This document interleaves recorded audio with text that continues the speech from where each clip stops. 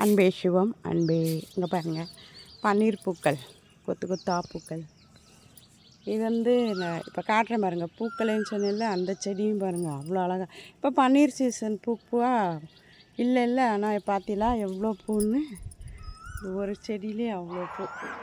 சின்னோண்டு செடி தான், இந்த செடி தான் எவ்வளோ பூ பற்றியெல்லாம் நிறைய பூ. கொஞ்சம் இந்த எல்லாம் அவரைக்காய் செடி எல்லாம் அஸ்வினி வந்துருச்சுப்பா, அதனால் எடுத்துட்டு கொஞ்சம் செடியெல்லாம் இப்படி மாற்றி விட்டேன். இதே இந்த லெமன் செடி வந்து நல்லா காய்க்கும். இந்த செடி சின்னதுலேயே நல்லா காய்க்கும், அதனால் இப்படி கொஞ்சம் மாற்றி விடலான்னு இந்த மாதிரி கேனில் மாற்றி விட்டுட்டேன்.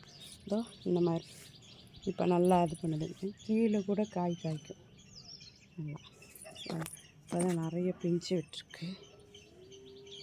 நல்லா இருக்கா? இப்படி மாற்றி விட்டேன் செடியெல்லாம் கொஞ்சம் ஓரமாக. இந்த செடி பூக்காதுன்னு சொன்னேன்ல, இதில் வந்து நல்லா இப்போ பாருங்கள் செமப்பூ இப்போல்லாம் நல்லா. ஆனால் ஹைட்டாக இருக்கும் செடி, அழகாக இருக்கா. ஆனால் இதில் எல்லா செடியோடையும் இந்த செடியில் பூக்கிறப்ப மனசுக்கு சந்தோஷமாக இருக்கும், அழகாக நல்லா. ஆனால் மாடிக்கு வந்தால் பன்னீர் பூ வாசனை இல்லை, இந்த மாதிரி ஹைட்டாக தான் இருக்கும். இப்போ பூக்குது, டெய்லி 2 பூவாது இது பூத்துருது. நல்லா முட்டு விட்டுருக்கா, மாடலை இப்போ தான் முட்டு விட்டுருக்கு.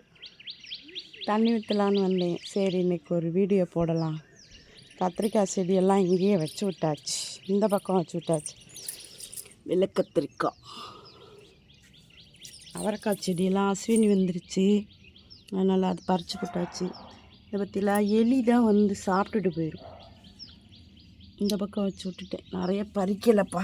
இந்த பட்டுக்குட்டி வந்ததுலேருந்து பறிக்கிறதில்ல, அதனால் நிறைய கத்திரிக்காய் பழுத்து போய் கிடக்கு. ஓகேப்பா, தண்ணி ஊற்றலான்னு வந்தேன், அதான் சரி இன்றைக்கி பூவை பார்த்தோன்னே சரி ஒரு வீடியோ போடலாம் அப்படின்ட்டு. இது பாவக்காய், நேற்று 2 பாவக்காய் எடுத்தோம், இன்றைக்கி ஒரு பாவக்காய்.